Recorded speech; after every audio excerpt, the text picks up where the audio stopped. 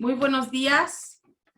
Muchas gracias por acompañarnos a nuestro conversatorio de alimentos saludables en México, mitos, realidad y oportunidades. Le doy la más cordial bienvenida a los exponentes, a don Fabián Girardelli y a don Hernán Betbeder, y también a todos los asistentes que nos acompañan de diferentes partes de América. Agradecemos principalmente a Datasur, que nos permite poder contactarlos a través de las plataformas virtuales, a la Cámara Chileno-Mexicana y a las Latinocámaras, que para información de ustedes está conformada por las cámaras binacionales con presencia en Chile, la chileno-argentina, brasileña, colombiana, ecuatoriana, paraguaya y la peruana. Asimismo, agradecemos a las empresas que representan a nuestros expositores, HGBR América y Kantar México, la posibilidad de conversar con ustedes. Sabemos que Latinoamérica es un destacado proveedor de alimentos al resto del mundo. Llegar a México es un primer paso para muchos exportadores de nuestros países latinoamericanos, no solo porque es un país con más de 120 millones de consumidores, sino también por la facilidad del idioma y de los procesos de negociación. Para desentrañar a qué nos enfrentamos para llegar a ese mercado, hemos invitado a don Hernán Betbeder, que es director ejecutivo de HGBR América, que cuenta con una trayectoria de más de 35 años en ventas, marketing, en estrategia de negocios e introducción de productos, lanzamiento de marcas y servicios de mercado en Chile, México, Colombia, Estados Unidos y Centroamérica. Experiencia tiene vasta en diferentes canales de comercialización, como es retail, HoReCa, ventas por catálogo, B2B, B2C, entre otros. También en manejo de categorías de diferentes productos, como es alimentos y bebidas, vinos, aceite de oliva, y entre muchos otros. Ha abierto oficinas comerciales y de representación para empresas chilenas en México, Colombia, Venezuela y El Salvador. Es ingeniero comercial y licenciado en Administración de Empresas de la Universidad Austral de Chile y lleva viviendo en México 22 años. Y ha desarrollado pues muchos negocios en América Latina. Es socio director y director ejecutivo de HGBR América y cuenta con una oficina de apoyo en México para apoyar a las empresas que quieran hacer llegar los productos allá. También nos acompaña don Fabián Girardelli, Country Manager en Kantar Worldpan en México. Fabián comenzó su carrera en la investigación de mercados en Chile en LatinPanel, que hoy se llama Kantar Worldpanel, en el año 2001, desarrollando un gran trabajo, por lo que llegó a ser director de servicio a clientes en Chile y fue promovido para apoyar una nueva operación en LATAM en el año 2006, en la que llega a ser el Country Manager de Kantar Worldpan en México. Recientemente fue distinguido dentro de los líderes de mercadotecnia de México, año 2020, según Mercados. Cuenta con un amplio conocimiento sobre la realidad de los distintos países de Latinoamérica, por lo que nos entregará una visión amplia del mercado mexicano, que esperamos nos ayuden a entenderlo mejor y tomar decisiones sobre la realidad del consumo que tienen los ciudadanos que viven en esas latitudes. Es ingeniero comercial por la Universidad de Santiago de Chile. Cada uno de los expositores tendrá 20 minutos como máximo para abordar las temáticas por las cuales fueron invitados, y luego tendremos un bloque de preguntas y respuestas. Ustedes que están recibiendo esta sesión en diferentes lugares de América, nos pueden hacer llegar sus preguntas a través del icono destinado a ello, que en mi caso dice preguntas y respuestas, en algunos otros dirá Q&A. Por ahí hay que hacer las consultas y pueden usar el chat para presentarse y hacer esta suerte de networking que también se ha implementado en estas plataformas virtuales. Agradecemos entonces a los expositores, ya que nos compartirán la presentación que vamos a revisar en esta sesión, y también nos han autorizado a grabar esta sesión, la que estará disponible a través de los canales de YouTube de DataSur y de la Cámara Chileno-Mexicana. Bienvenidas, bienvenidos todos. Cedo la palabra a don Fabián Girardelli. Buenos días, todavía yo creo en todos lados, ¿no? En toda Latinoamérica.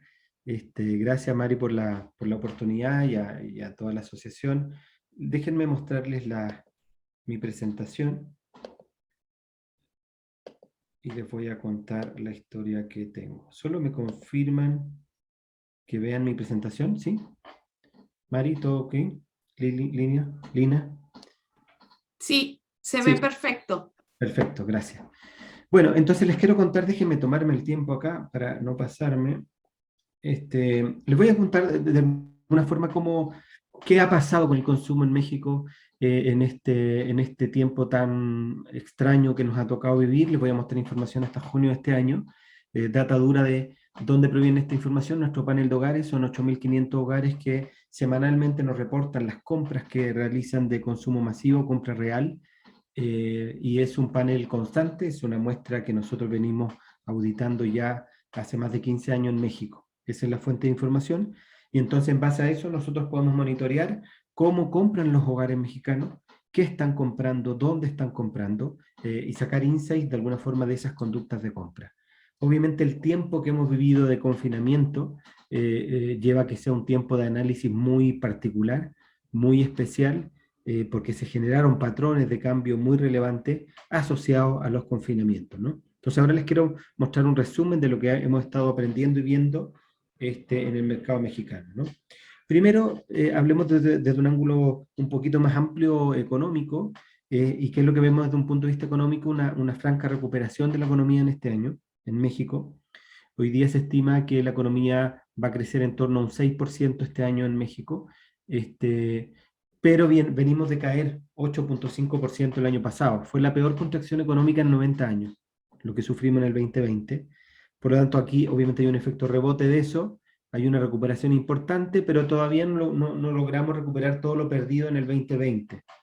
Se estima que a inicio del 2023 podremos volver a retomar el tamaño de la economía que teníamos en 2019, ¿sí? Y en el caso de México, recordemos que 2019 ya fue un año sin crecimiento. El PIB se movió menos 0.1, es decir, quedó prácticamente flat respecto al 2018. Entonces, como gran resumen, la economía, el tamaño del pastel del 2018 lo volveremos a tener en 2023, esa es la estimación. Y esto habla obviamente, la situación en términos de impacto de la pandemia en la economía, claramente, ¿no? Entonces hay una recuperación, pero dentro de un contexto retador. Ahora, es muy interesante entender lo que pasó con el consumo de los hogares, con la compra de los hogares, de las categorías de alimentos, bebidas, para el consumo del hogar. Medimos más de 100 categorías en México. ¿Y qué es lo que sucedió? Fíjense que mientras la economía se cae o se cayó de manera dramática, déjenme poner mi puntero aquí, cayó de manera dramática en el 2020, con la peor contracción económica en 90 años en México, ese es el número, así de fuerte fue, el consumo de los hogares creció de manera histórica. Aquí vemos cómo creció en volumen por trimestre y en valor por trimestre. Entonces, en promedio te da casi un 10% de incremento en volumen en este año, lo que va del año del 2020, y yo les diría cerca de un 17% en valor. Entonces, hay un incremento de las compras significativa. Entonces, ¿y eso por qué sucede? Porque se trasladó compra de fuera del hogar hacia dentro del hogar, y también dentro del hogar se consumió mucho más. Les voy a ir mostrando datos para entender esto mejor. Pero, en definitiva, aquí lo relevante es que todo el sector, especialmente de alimentos, bebidas, lácteos, se vio claramente beneficiado en el consumo dentro del hogar por la pandemia, particularmente por el confinamiento. Entonces, mientras la economía tuvo una caída histórica, el crecimiento del consumo de los hogares mexicanos fue un crecimiento histórico, nunca visto en nuestra medición de 15 años. Ahora, ¿qué pasa entrando el 2021? Ya las tasas de crecimiento son menores, Y aquí tenemos el primer trimestre que podemos comparar con un trimestre confinado, ¿no? Es decir, es primera vez que podemos comparar dos trimestres plenamente confinados en el mercado. ¿Y qué es lo que vemos? Que claramente las tasas de crecimiento ya son menores, tanto en volumen como en valor, por dos cuestiones. Una es la base de comparación es muy alta, creció demasiado el consumo en Q2, no voy a crecer mucho más de lo que ya crecí en consumo, o el hogar no va a comprar mucho más de lo más que ya está comprando. Y segundo, también hay un reflejo del entorno económico. La Coneval habla que México tiene ahora 10 millones más de pobres. INEGI sacó un estudio hace 2 semanas que habla de que en México hay 7 millones más de pobres como consecuencia de la pandemia. Quedémonos por ahí, entre 7 y 10 millones más de pobres. Es decir, efectivamente la pandemia, la base de la pirámide le afectó y le afectó de manera significativa, por lo tanto no va a haber un crecimiento tanto mayor a lo que estamos viendo acá. En ese contexto hay un patrón de compra. Nosotros medimos a través del panel los hábitos de compra, cuántos viajes de compra realizó el hogar, qué ticket pagó. Y en resumen, ¿qué es lo que estamos viendo? Que la gente realiza o realizó, está hasta ahora realizando menos viajes de compra. Eso te dice que de realizar 121, casi 122 viajes de compra, realizó ahora 114. O si quieres ver Q2 y Q2, de 61 viajes de compra, está realizando casi 58 ahora. Hay una reducción en los viajes de compra y hace todo el sentido porque con el confinamiento lo que hizo la gente fue para guardarse o para cuidarse, salir menos a comprar, pero con mayores tickets, compró más volumen por viaje. Es decir, yo compré menos, fui menos veces, digo, a comprar, pero por viaje mejoré mis tickets y mejoré también finalmente el volumen de compra. Y hay otro fenómeno que está detrás que tiene que ver con los incrementos de precios. Acaba de salir esta mañana el último dato de inflación de México, es 7,05%, lo acaban de publicar hoy a las 6 de la mañana. Es el más alto del 2001, desde el 2001. O sea, en 20 años nunca tuvimos una inflación como la que estamos mostrando en México ahora. Eh, y se estima que va a terminar en torno al 7% este año, que para las tasas de inflación en México esto es muy alto. El Banco de México tiene un target de 3%, como máximo 4% de inflación. Es el target del Banco de México que intenta regular los precios, y ahora estamos muy fuera de ese margen. Y como les digo, es el nivel de precio más alto en los últimos 20 años. Eso claramente no solo pasa en México, es una situación que está pasando en términos estructurales en todo el mundo, por muchas aristas, muchas consecuencias aquí, pero es un factor relevante en el mercado hoy día que reta a los fabricantes en términos de ese manejo de precios, ¿no? Pero en definitiva, hay dos cuestiones relevantes aquí. Hay un cambio de hábito en términos de cómo surten su canasta de compra, con menos viajes de compra y mayor volumen o mayor ticket por viaje. Y lo segundo, con niveles de precio altos. Fíjense que nuestros precios están muy cercanos a la inflación oficial que hoy día se reporta. Por lo tanto, como les digo, son niveles de precio altos para el contexto mexicano. ¿Qué pasó fuera del hogar? Y aquí nosotros tenemos un panel, así como tenemos un panel para medir las compras dentro del hogar de 8.500 hogares, tenemos un panel para medir las compras fuera del hogar de 2.000 individuos en México, que a través de una aplicación nos reportan todas las compras que hacen fuera. ¿Qué es lo que pasó fuera del hogar? Bueno, se cayó las compras de manera dramática. Habían tenido un inicio en el 2020 también retador, por un tema más bien de la economía, pero después, fíjense, aquí empieza el confinamiento en abril y se cae el sector de compras fuera del hogar, donde obviamente lo más importante aquí son categorías de bebidas, hay algunas de alimentos, snack, especialmente muy fuerte. Tenemos aquí alrededor de 40 categorías de productos y todo esto se cae y le ha costado recuperarse. O sea, vemos un sector de compra y de consumo también fuera del hogar todavía muy golpeado. Entonces, ¿qué es lo que vemos? Vemos que en el caso del consumo en México hay dos realidades. Una asociada al consumo dentro del hogar, que mostró un crecimiento histórico, y la otra asociada al consumo fuera del hogar, que tuvo una caída histórica. Las dos situaciones pasan en esta pandemia y el único patrón que explica esto es el confinamiento. Esto es lo que nos lleva a cambiar esos patrones de compra. Por lo tanto, las categorías más asociadas a los consumos dentro del hogar en general les fue bien, y las categorías más apalancadas a los consumos fuera del hogar en general tuvieron un año difícil, y desde el punto de vista de los retailers es lo mismo. Es decir, los retailers que atienden más bien el consumo del hogar, como los Walmart, por ejemplo, les fue bien, y los retailers que atienden más bien el consumo fuera del hogar, los Oxxos, que aquí hay muchos, tuvieron un año mucho más retador. Entonces, estamos viendo estas dos caras de la moneda en este mismo tiempo, ¿no? Y el otro fenómeno, aquí tenemos un tercer panel, de usage panel le llamamos a este, donde lo que vemos es cómo la gente compra, o sea, lo que compró, cómo se consume. Es decir, después que medimos la compra que realiza el hogar, después medimos cómo se consume el producto adentro. ¿Quién lo consume? ¿En qué momento lo consume? ¿Con qué otro producto lo consume? Por ejemplo, yo tengo aquí una botella de agua. Si yo fuera parte de ese panel, yo debería declarar esta botella de agua, decir a qué hora me la estoy consumiendo, quién la está consumiendo, si lo estoy consumiendo con otro producto o no. En este caso no, solo tengo mi botella de agua acá. Así funciona este panel. Entonces, en esa línea, ¿qué pudimos aprender en el confinamiento? Que primero se dispararon las ocasiones de consumo, casi un 6% más de ocasiones de consumo. Esta es una ocasión de consumo, este consumo de bebida o de agua. En mi casa esa es una ocasión de consumo.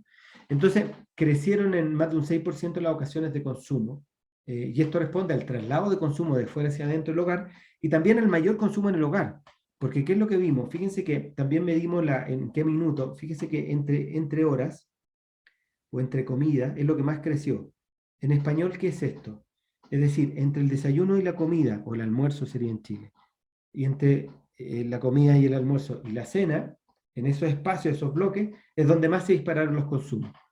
¿Por qué? Porque es muy fácil que la gente se pare a comer algo en la casa, a sacar algo del refri, de la despensa. Es muy fácil, o prepararse algo rápidamente. Por lo tanto, en esos momentos se disparó. Entonces, todo lo que tiene que ver con alimentación, bebidas, lácteos, fue de lo más beneficiado con estas nuevas ocasiones de consumo en el hogar, ¿no? Y esto es importante. ¿Y por qué esto es relevante? Y esto yo lo refuerzo mucho, porque hemos estado mucho tiempo confinados. ¿Sí? ¿Qué les digo? Que 60 semanas, 20 meses en realidad, más o menos, de confinamiento, una parte importante de la clase media hacia arriba. Y entonces, en definitiva, aquí se están generando cambios de hábitos que seguramente mantendremos luego, más allá de que volvamos a tener una vida más normal. ¿Y esto por qué? Porque siempre ha pasado en las crisis, que la gente adopta hábitos nuevos que después mantiene, porque aprendió algo nuevo que le parece bien, eficientó. Por ejemplo, en el caso de México, y seguramente pasó en toda Latinoamérica, hubo un boom de cocinar en casa, un boom de preparar platillos en casa hasta como un momento de distracción. Seguramente algo de eso va a quedarse después. Entonces, esto es relevante porque este cambio de hábito nos va a generar oportunidades o nos va a generar riesgos en nuestros mercados de cara a futuro. Y en ese sentido, ¿cómo queda el pastel de distribución? Y aquí hay dos cuestiones que les diría que son muy relevantes. Primero, aquí tenemos todo el canasto que medimos, más de 100 categorías por cada una de las familias de categoría: alimento, bebida alcohólica. En español esto se lee de 100 pesos que gasta un hogar mexicano en todo el canasto que medimos, 19.6 los deja en lácteos, por dar una referencia para que entiendan la gráfica. ¿Qué es lo que termina pasando? Yo les diría dos cuestiones. Una, un golpe a cuidado personal, que aquí se ve más claro en el largo plazo. Es decir, claro, la gente, como salió menos, está saliendo menos de casa, también usa menos maquillaje, usa menos fragancia, y eso hace que ese sea un sector que está golpeado.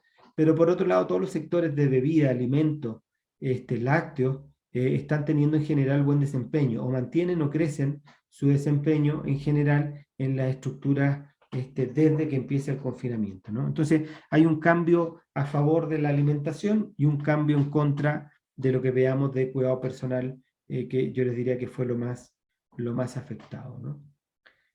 En esta línea, ¿qué pasa con los canales? Porque aquí pasaron muchas cosas, ¿no? Primero, vemos cómo el e-commerce, y este es un dato de toda Latinoamérica, es por lejos el canal que más creció. 238% fue el crecimiento a nivel Latinoamérica, comparando 2020 contra 2019 del e-commerce. Es un crecimiento muy importante y es el canal por lejos que está más creciendo en Latinoamérica, en el mundo, en México. Y es interesante porque obviamente esto nos lleva a poner nuevamente en nuestras agendas cómo activarnos por estas plataformas, bajo el entendido que todavía sigue siendo chiquito el peso que tiene en el mercado, pero seguramente estos pasos que dimos no vamos a retroceder, y esto va a seguir siendo una constante, ¿no?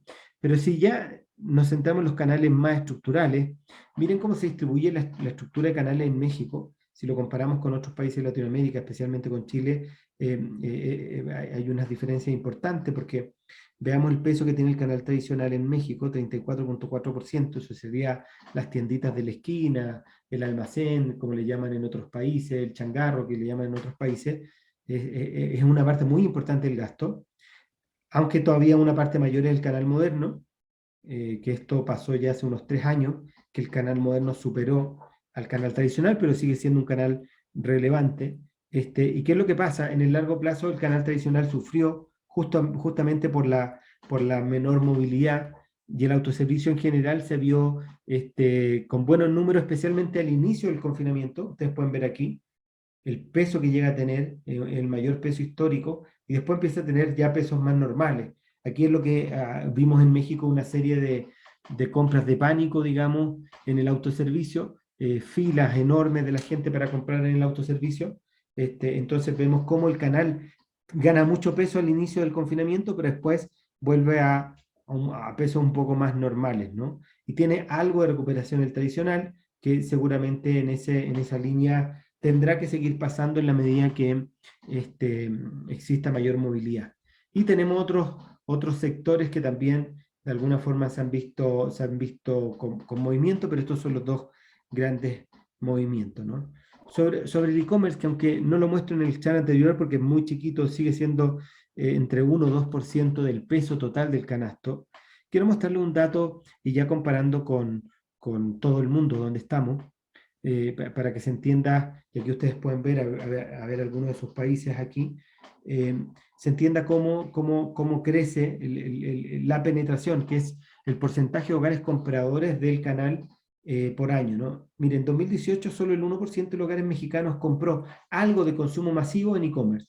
En 2019 eso se fue a 3%. Y 2027 esto llegó a 17%. En 2020, ¿no? 17%. Y hoy día ya está en 21% esa penetración. O sea, claramente hay un incremento en penetración muy importante en el caso de México, pero pasa en todo el mundo, y solo como referencia vemos que tenemos dos países, en China y Corea, que son los países de alguna forma con mayores niveles de penetración del e-commerce. Pero para allá vamos. Es claramente un fenómeno que debemos dar seguimiento en términos de lo que pueda estar pasando en el futuro, y como fuente de impulso en nuestros mercados. Y por último, en este gran resumen de 20 minutos, y llevo 17 minutos en este minuto, quiero terminar con este tema de sellos, que es algo relevante que está pasando en la industria de alimento y bebida, en el caso de México, y contarle un poquito qué viene pasando después de 9 meses de implementación. Como resumen, después de 9 meses de implementación, aquí vemos las curvas de volúmenes de todos los sectores, pero aquí tenemos bebida, lácteo y alimento, de lo más afectado. ¿Qué es lo que vemos? Que no hay grandes afectaciones en los movimientos de volúmenes. En Q4 es cuando los sellos se implementan en México. Por lo tanto, el incremento de volumen lo vemos con el confinamiento desde Q2, desde el segundo trimestre del año. Hay fuerte incremento en los volúmenes, pero es por el confinamiento, todo lo que ya les comenté anteriormente. Y después en Q4 prácticamente no existen evoluciones en los volúmenes, o las evoluciones tienen que ver con cuestiones más estacionales que con un efecto puntual de los sellos. Por lo tanto, 9 meses después de implementados los sellos, no vemos una clara afectación a los mercados por la implementación de estos sellos. Una de las razones que podría plantearles rápidamente tiene que ver con lo masivo que fueron. Prácticamente de 67 categorías que medimos, 61 tienen sello.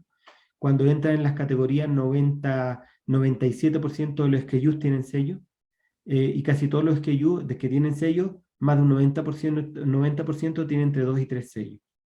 En español, ¿qué diríamos? Se llenó de sellos todo el mundo, y parece que eso genera poca discriminación y por lo tanto no genera un impacto en la decisión de compra del hogar.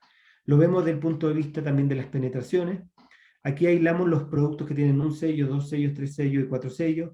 Fíjense que en 3 y 4 sellos es donde, perdón, entre 2 y 3 sellos es donde tenemos la mayor nivel de incidencia, digamos, pero desde que se implementan los sellos en Q4 no hay un cambio significativo en las evoluciones. Lo vemos muy claro en estos dos. Incluso en los sin sellos, que uno podría decir, bueno, va a penetrar más hogares, la va a ir mejor, no se ve.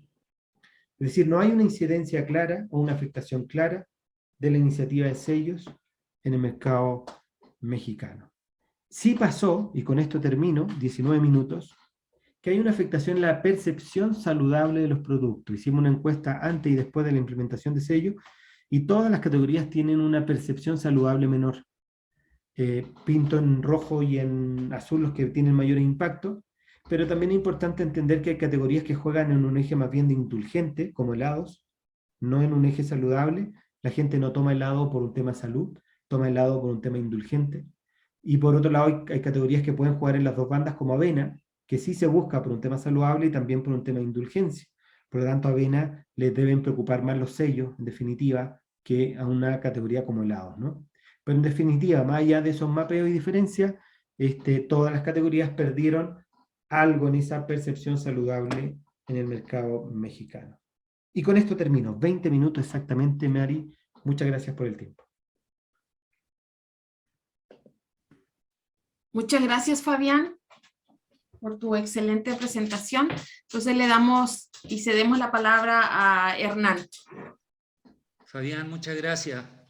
Qué interesante todo, cómo está cambiando todo, pero hay algunas cosas que no cambian, ¿no? Vamos con la presentación de alimentos saludables en México. ¿La están viendo? Sí, se ve perfecto. Perfecto. Muy bien. Bueno, como dice la folclorista argentina, ¿no? Mercedes Sosa, en su canción Cambia, todo cambia. Y efectivamente, como decía Fabián, están cambiando los hábitos de consumo, se dispara el e-commerce, los supermercados de alguna manera siguen siendo los mismos. ¿Ok? Están cambiando ciertas cosas, pero hay otras que no cambian desde el punto de vista de la comercialización. Y eso tenemos que entenderlo al rigor de los años. Recuerdo que cuando yo llegué a la universidad en Valdivia y me pasaba, para ganarme unos pesitos, desarrollaba estudios de mercado, estudios de rotación de productos, y me metía a un supermercado. El supermercado tenía góndolas, las mismas góndolas que tienen hoy. Tenía pasillos, los mismos pasillos. Tenía espacio para venta de carne, tenía alimentos agrupados por categorías, por nicho, y uno recorría esos supermercados con técnicas distintas, ¿no? En el estudio de rotación de productos lo que tenía que hacer era anotar cuántos té Borjas habían menos en góndolas, cuántos Café Monterrey, ¿no? Y compararlos con Nescafé. Hoy día todo eso lo hace sistemas, ¿no? Y desde ese punto de vista la tecnología nos ha ayudado a entender qué está pasando en el retail, qué está pasando en el mundo digamos, del piso que se le llama, ¿ok? Hacer una presentación, la verdad, de alimentos saludables trae sus retos, porque ¿cómo entendemos qué es lo que es saludable? ¿Sí? ¿Cómo agregamos valor a una palabra, como mencionaba Fabián en su penúltima slide? La percepción de saludable de un helado para alguien es distinta que la de la avena, ¿no? Uno podría decir, bueno, pero que cada una de esas cosas está en una categoría que puede ser definida como más saludable. Sin embargo, para algunas personas o para un grupo de personas, lo que es vegetal, lo que se puede sacar de la tierra es saludable. Para otras, en cambio, lo definen como algo natural. Y lo que es natural para ella es saludable. ¿Sí? Entras en otro grupo de personas que, por sus estilos de vida, consideran que lo orgánico podría ser mucho más saludable. ¿Sí? Y vamos penetrando sumergiéndonos en diríamos, en un concepto que llega a ser relativo. Desde ese punto de vista, y si uno va a casi un nicho, Entonces los trofólogos, aquellos que dicen que mezclan lo vegetal, orgánico y natural, pero con la mezcla correcta de los alimentos vivos, también tienen razón al pensar que un alimento no es sano totalmente porque sea natural. ¿De acuerdo? Entonces aparecen conceptos como el veganismo o como los vegetarianos. Yo mismo he ido modificando mis hábitos de consumo a través de los años. Fui vegetariano cuando era chavo, después me volví un carnívoro empedernido, ¿no? Y hoy día me considero una persona que está en el mundo vegetariano, buscando siempre entender el mejor producto para el mejor momento de mi vida. Y como eso, hay una tendencia enorme de gente que está en el mismo mood, ¿no? Claro, estar encerrado en casa, buscando los espacios para hacer algo, la mejor manera de eso es comer, ¿no? Y comprar. Entonces, el concepto de saludable está en todos los espacios, en todas las tendencias. Esta es una portada de abril del 2021 de la revista El Consumidor, ¿ya? Mexicana. Revista, por cierto, muy interesante, que lleva más de 40 años en el mercado, que generalmente la reviso para saber cuáles son las tendencias que están ocurriendo en el mercado. Analizan muchas cosas. En este caso, analiza los nuggets de pollo, pero otras veces, ¿no?, se meten con el tema del sodio y de los sellos, que habló Fabián. Sin embargo, el tema de la salud está presente en cada uno de ellos. O sea, la palabra salud o saludable parece que se transformó en un commodity, incluso para el concepto de las aguas. No sé, los chilenos aprendimos a tomar agua de la cañería, ¿ya? Y es inexplicable cómo aquí, estando en México, no sé si te pasa a ti, Fabián, pero tienes que comprar agua envasada, o compras Bonafont, o compras Cielo, ¿no? Y esperar que pase el camión, ¿no? Eso es un sentido en que nos han ido especializando, nos han ido metiendo en la cabeza de alguna manera que las aguas no son realmente todo lo purificadas que necesitamos, ¿no? Y creando una categoría de consumo. Entonces, el tema de saludable está presente en todos lados. Tan presente que en el año 2013 se produce un hito muy importante, yo diría en la industria, que cuando yo lo observé como noticia me pareció extraordinario, porque la compañía probablemente top 10 de consumo en el mundo, que es Coca-Cola, decide a través de su filial de Jumex comprar una compañía de leche, ¿sí?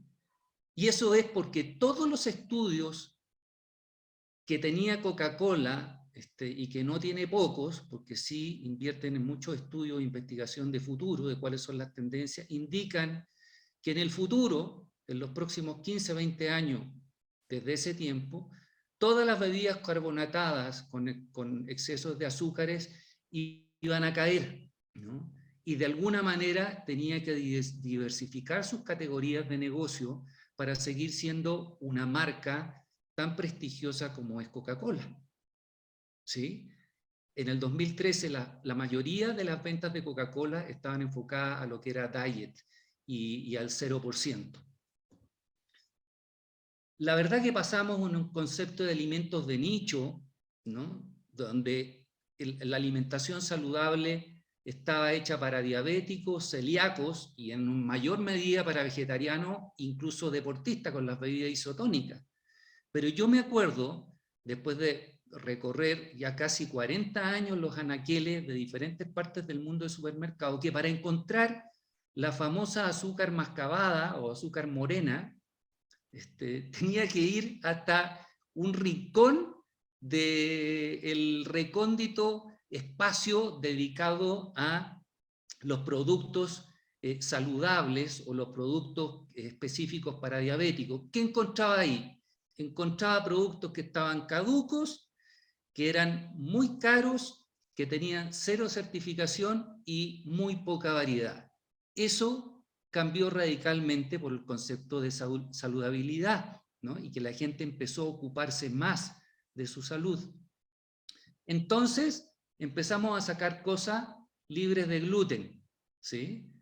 Y desarrollamos pasta, y desarrollamos arroz, y desarrollamos muchos elementos que tienen, muchos productos que tienen un desarrollo tecnológico para eliminar el gluten, que claramente a través de todos los estudios que hay hoy día transversales, es un elemento que el cuerpo no reconoce, ¿no? Y se producen muchos problemas médicos, particularmente en el cerebro, ¿no? Incluso se le asocia al mal del Alzheimer. Bueno, el tema es que cuando empezamos a desarrollar estos nichos, uno tiene que ser verdadero, y esto va para todos aquellos que están produciendo y que quieren comercializar productos en México y en todas partes del mundo. No basta una certificación, ¿no? De que yo soy, que cuido el medio ambiente y soy Safe Dolphin, ¿no? O sea, cuido a los delfines, ¿no? Hay que conocer cuál es el rigor de ese certificador en el mundo. Porque como estamos en un proceso de información total, yo con una sola clic puedo revisar si esa compañía tiene algún tipo de warning, ¿no? Con respecto al uso de disminución del gluten free o del cuidado de los delfines en el caso de productos marinos, ¿no? Aparece como categoría el tema de superfood. Aquí encima de mi escritorio estoy lleno de productos que recogí en la última feria en ANTAD, que se hizo presencialmente en octubre en Guadalajara. O sea, uno recorría los pasillos y, bueno, lejos de estar feliz por nuevamente abrazar a la gente digamos, y ofrecer una experiencia de compra personal, de contacto personal a los compradores, uno se encontraba con puros productos, con muchos productos de compañía que estaban sacando arroz saludable, sin gluten, sin lactosa, o granolas, o digamos, o chocolates orgánicos. O sea, hay una tendencia de los superfood muy amplia. Pasamos, como les decía, de los nichos, o sea, de buscar y de comercializar productos para celíaco, a categorías. O sea, hoy día los superfood, los productos orgánicos e incluso los productos desarrollados a base de plantas están penetrando el mercado con una velocidad enorme, ¿no? Hoy tenemos una compañía chilena, ¿no? Pero hoy internacional. El propio Jeff Bezos le metió unos cuantos millones de dólares a esta compañía, que utilizó la inteligencia artificial para hacer leche, pero que no de vaca, ¿no? Y también tengo mayonesa, no de huevo, es hecha no con colesterol, es hecha a base de planta, ¿ok? Y me puedo comer ese helado que decía Fabián, sin ser indulgente, ¿no? Y comérmelo porque es un helado de chocolate, que me encanta, con chispa, pero que es totalmente saludable, y hamburguesas, ¿no? Entonces, el tema de la tecnología y el desarrollo de nuevas tecnologías para ayudar al concepto de saludabilidad de los alimentos está marcando un hito. No sé si será revolución o el futuro de la alimentación saludable, pero realmente hay que ponerle la atención a este tipo de productos. Como por ejemplo, de esta otra compañía chilena muy interesante, que produce alimentos saludables para mascota. Es decir, si a mí me gusta el cuidado de los animales, ¿ah? Soy vegetariano, cuido de la huella de carbono porque sé que matar vacas y comer carne aumenta la huella de carbono, ¿no? Porque gasto millones y millones de dólares en alimentar a esos animales, ¿no? Y desarrollo un producto con proteína de insectos, entonces yo voy a ir y le voy a comprar ese alimento a mi mascota. Aquí hay una condición verdadera de valor en un producto. Entonces la consideración es: encuéntrala, búscala y explótala. Cualquiera sea, si voy a vender aguacates de Perú, plátanos de Ecuador, café colombiano o salmón chileno, yo tengo una premisa: cualquiera de estos productos, sean con valor agregado o no, tienen que llegar aquí, ¿no? Tienen que llegar a México. Y aunque la conformación de cómo compra la gente, en qué lugares... Hernán, no te escuchas. ¿Aló? ¿Aló, aló? Ahora sí te escuchas. Es que Ok, se cortó tantito. Ya. ¿Hasta dónde? Bueno, decía que cualquiera de estos productos tienen que llegar al mercado mexicano en una conformación de diferentes canales, pero tienen que llegar aquí, ¿no? Los canales son más o menos los mismos, han crecido en número, pero hay que recorrer piso de todas maneras y hay que colocar el producto en góndola. Bien, mi misión es mostrarles algunas claves de éxito para poder vender en México cualquier producto latinoamericano. Lo que he aprendido fundamentalmente son tres cosas. Es que hay que hacer un diagnóstico profundo del producto. O sea, no basta con tener el PDF, ¿no?, habitual, o el productito y mandar una muestra a México, etc. Hay que definitivamente aprender cómo explotar el producto. ¿Cuál es la ventaja diferencial que voy a entrar al mercado? Ustedes saben que hay en supermercados más de 1500 etiquetas de vino en los anaqueles. ¿Cómo hago que ese vino orgánico se destaque? Y lo que aprendí vendiendo vino es que tengo que hacerme muchas preguntas. Cuando me las contesté, volver a hacerme las preguntas en otra variable. Hacer un diagnóstico muy profundo que me permita conocer cuál es lo realmente diferencial de mi producto. Este caso que les voy a mostrar es del aceite de oliva del grupo Sweat o Life, que entra a México más o menos el 2014. Hubo dos cosas diferenciales al conocer este producto. Uno, que tenía premios internacionales. Al igual que los vinos, empezaron a presentar los aceites en el mundo y empezó a obtener premios, cosa que en la categoría era inexistente. Y a explotar una condición natural que en Chile se hacía con mucha propiedad, que era la acidez, que es una propiedad de calidad del aceite de oliva. Ninguna de estas dos cosas ocurrían en México.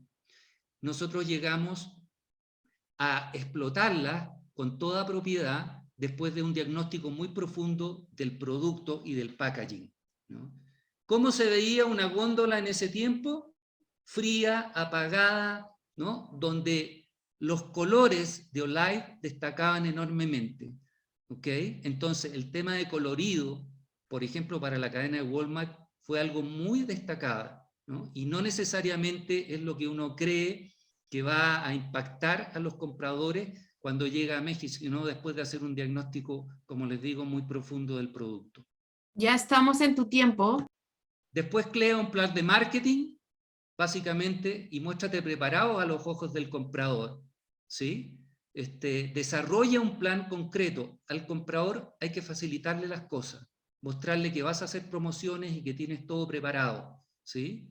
La promotoría o el punto de venta sigue siendo clave en México. El 50% de las compras que se realizan cuando yo llevo una lista se hacen de forma inesperada. Por lo tanto, la góndola es clave. Ejecutar acciones clave en el mercado nos llevó, por ejemplo, a desarrollar un modelo para patrocinar una carrera del cáncer, para prevenir el cáncer de mama. Una acción particular que nos llevó a modelar experiencia. Esto fue algo muy distinto que no se hacía en la categoría.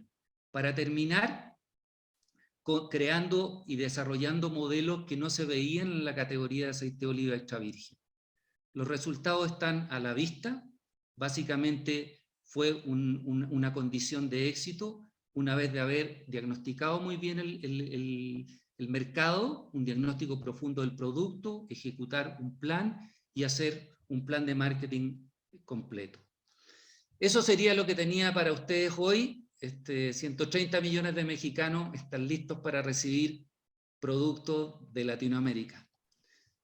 Muchas gracias. Atento a preguntas, Mari. Muchas gracias, Hernán. como les comentamos desde un principio, en el icono de preguntas y respuestas pueden escribir lo que deseen preguntar a los expositores. Como estábamos preparados, quisiera preguntarte, Fabián, ¿los consumidores de México están concientizados en consumir productos más sanos y de que sean producidos de manera sostenible? Yo creo que especialmente con el tema del confinamiento, Mari, yo sin duda alguna veo una evolución a favor de esto, ¿sí?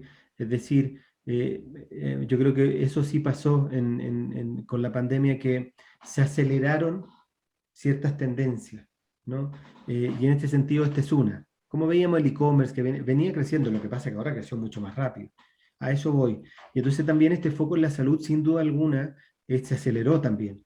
Y en ese sentido yo te diría que hoy día es un mercado todavía con mayor conciencia en este sentido y con una mayor búsqueda. ¿Por qué? Porque aprendimos de que debíamos, mientras más sanos estuviéramos y recibíamos la enfermedad, mejor nos iba. Mientras más, en México hay una población con enfermedades, digamos, serias, importantes. Y entonces yo te diría que hoy día hay mucha mayor conciencia y en ese sentido mucho mayor potencial. Sin duda alguna, y para terminar la respuesta, sigue siendo el tema de los precios un tema relevante, ¿no? En términos de cómo juego en la estructura de precio o en los puntos de precio, o al target que quiero ir, sigue siendo un tema relevante, y más en el contexto que estamos en México hoy día, hoy día puntualmente, ¿no? La oportunidad está, hay que encontrar la mejor ecuación de valor finalmente para llegar, y un poco como decía Hernán en su ponencia, en este sentido los espacios están y hay que encontrarlos, ¿no? Gracias. Y Hernán, el consumidor mexicano está abierto a comprar productos extranjeros, no nacionales, vaya, como el mexicano es tan nacionalista, eso se está venciendo. Hace rato, es decir, habría que distinguir el consumidor educado. No olvidemos que México tiene 60, 70 millones de personas en la línea de pobreza o bajo la línea de pobreza. Esa gente en realidad come los changarros y no está comprando productos de premium o de una alta gama que son importados. Pero hay algo que por muchos años se ha reconocido, que es el malinchismo, ¿no? De cómo México reconoce positivamente a lo que viene de afuera. Creo que Fabián y yo mismo, y cualquiera que esté en México, digamos como expatriado, cualquiera sea la razón, siente ese cariño que da el mexicano a nosotros que somos de afuera. Lo mismo pasa con los productos. La verdad que el producto chileno, el vino, el aceite de olivo, el salmón, es reconocido por su calidad y aceptado y comprado. Y hay muchos productos que son líderes de la categoría, lo mismo café colombiano o el aguacate peruano. Así que creo que la respuesta es sí. Perfecto, muchas gracias. Uh-huh. Las personas del público agradecerían si les pueden compartir sus datos de contacto de los expositores. Claro. Y ABC Asesores pregunta, en el sector de alimentos, ¿existen algunas restricciones especiales desde el punto de vista sanitario o de etiquetado, más allá del normal registro sanitario en el país? Por ejemplo, ¿qué deban indicar producto con alto contenido de azúcar o sal? Algo mencionaste de que no hay un impacto en cuanto a la preferencia en el cambio en el consumo con las nuevas etiquetas. Tú señalaste, Fabián. Sí, estaba ahí poniendo mi correo, simplemente dame un minuto. Sí, efectivamente no estamos viendo cambio. En el caso de México sí son diferentes sellos, 4 o 5 sellos, y después son 2 señaléticas de prohibición para el consumo de niños, ¿no? Dependiendo de las categorías de los productos. Yo te diría que es una iniciativa versus otros países del mundo más más extrema, por lo que se ha dado en otros países, mucho más extrema que la chilena, por ejemplo.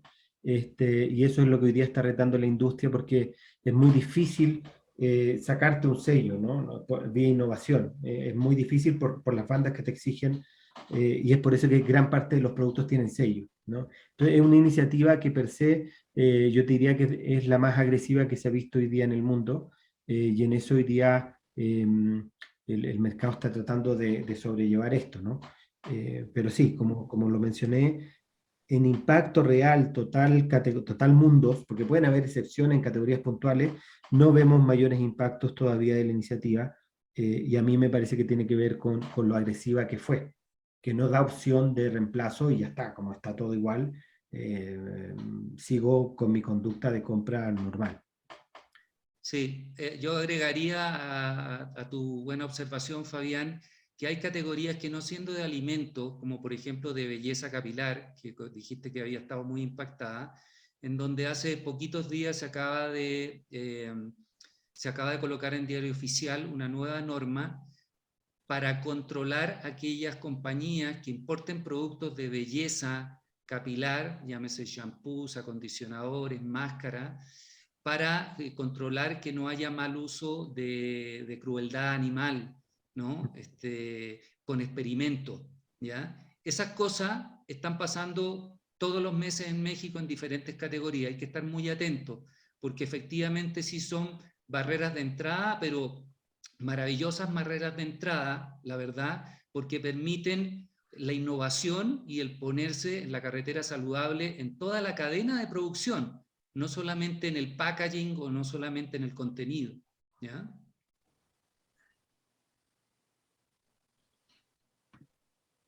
Don Ignacio Rodríguez hace aquí el señalamiento de que por qué los productos saludables son muchas veces percibidos como caros y que hay una reticencia a consumirlos. ¿Qué opinas al respecto, Hernán?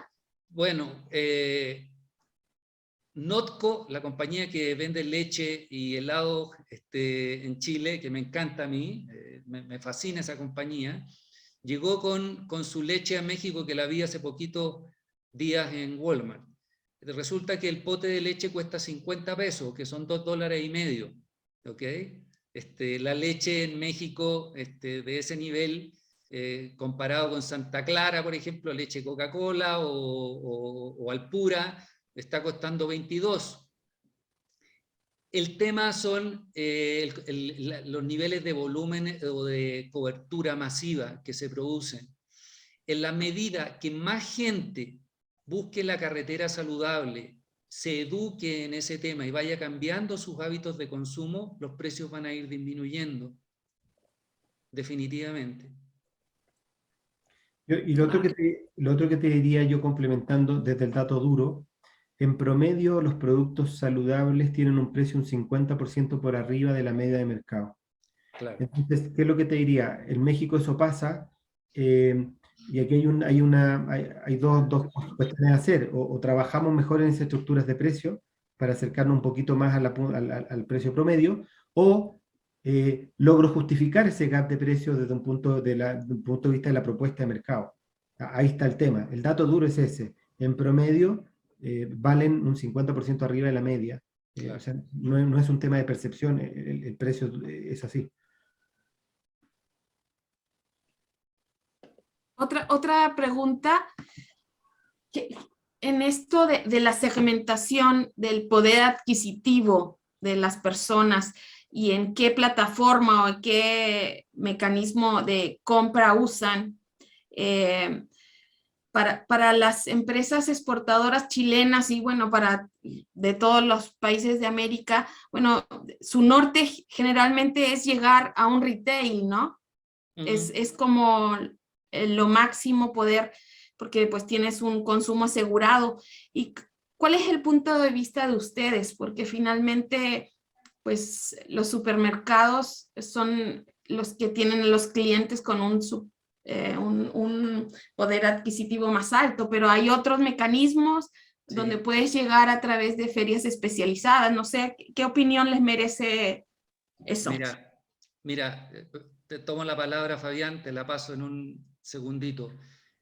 tengo un amigo, un gran director de una compañía de distribución bien importante que distribuye diferentes categorías, me decía hace algunos años, Hernán, no hay forma de que yo haga acciones que reduzcan el que de 10 productos que vendo, 7 los venda por el canal de supermercado, o el moderno que le llaman, ¿sí?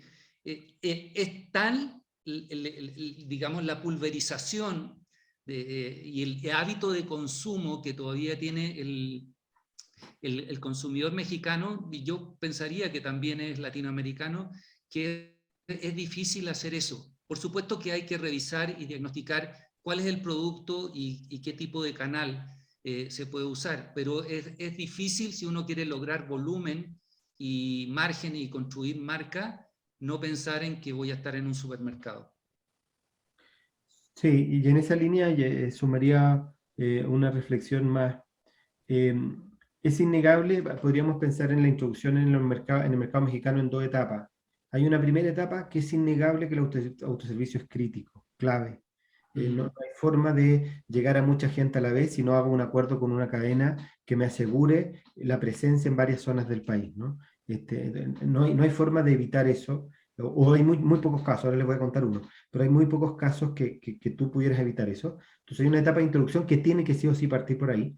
Y en la medida que ya entendemos el mercado, conocemos, podemos ya migrar a otros canales como la tiendita de la esquina, que en el caso de México son más de 700.000 puntos de venta, eso es monstruoso, eso va en una segunda etapa, ¿no?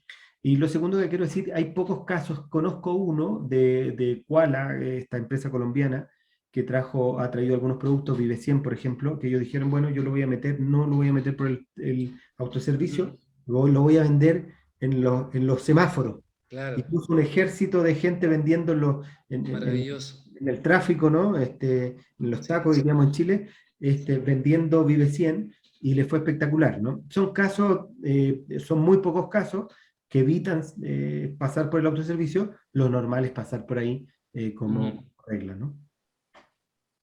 Perfecto.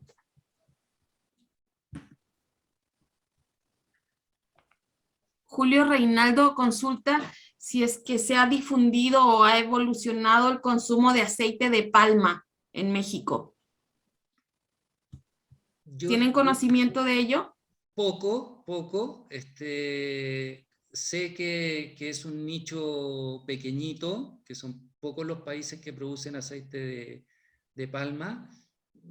Yo diría que en términos de consumo, de dueña de casa, tendría que preguntarle a mi mujer, ¿no? Pero en Chile, no sé si te acuerdas, Fabián, cuando éramos chavos, era impensable comerse un plátano sin echarle aceite, ¿no? O cosas así. Bueno, ese era dulce de palma también, pero los productos de la palma. Aquí en México no conozco la experiencia, no sé cuál es el volumen de venta que se estaba produciendo. Sí, y yo te sumaría ahí, en realidad tampoco conozco el dato exacto, que lo debo tener, pero no conozco toda la información que manejamos a la mano. Pero sí te diría como concepto es que hay una tendencia en el mercado de aceite a ofrecer nuevas propuestas de mercado, y más con lo que pasó con el confinamiento y el boom de la cocina en el hogar. Entonces tú tienes hoy día cada vez más variantes y opciones de aceites más premium, y por lo tanto en esa línea hay un espacio de desarrollo. Por ejemplo, aceite de aguacate, uno diría, bueno, antes que iba a comprar, hoy día ya en mi casa yo siempre tengo, y se está metiendo estos tipos de aceites de diferentes tipos en el lugar mexicano. Entonces, lo que diría es que seguramente es muy de nicho, muy chiquito, como todas las variedades que están surgiendo, pero hay un camino aquí a explotar interesante, por lo que ya estamos viendo en el mercado mexicano, cómo se está fragmentando esta oferta. Perfecto, pues hemos llegado justo a los 60 minutos de la actividad, así que agradecemos muchísimo a don Hernán Beder por su exposición y a don Fabián Girardelli, que nos han ilustrado de ese gran mercado para todos los productos que exportamos los diferentes países de Latinoamérica. Así que agradecemos mucho a DataSur, a las Latinocámaras, a la Cámara Chileno-Mexicana, a HGBR América y a Cantar por darnos la oportunidad de informarnos más del mercado mexicano y nos vemos próximamente. Chao, Esté muy gracias, bien. gracias por la invitación. Muchas gracias, Chao, Hernán, un Mari, gusto. a todo el equipo de SIGMEX y también al equipo de Atasur. Un abrazo, Fabián, y bendiciones a todos los que estuvieron con nosotros hoy. Un placer. Muchas Cuídate mucho. gracias. Chao. Bye, Gracias. que tengan buena jornada. Datasur.com, la inteligencia de tu negocio.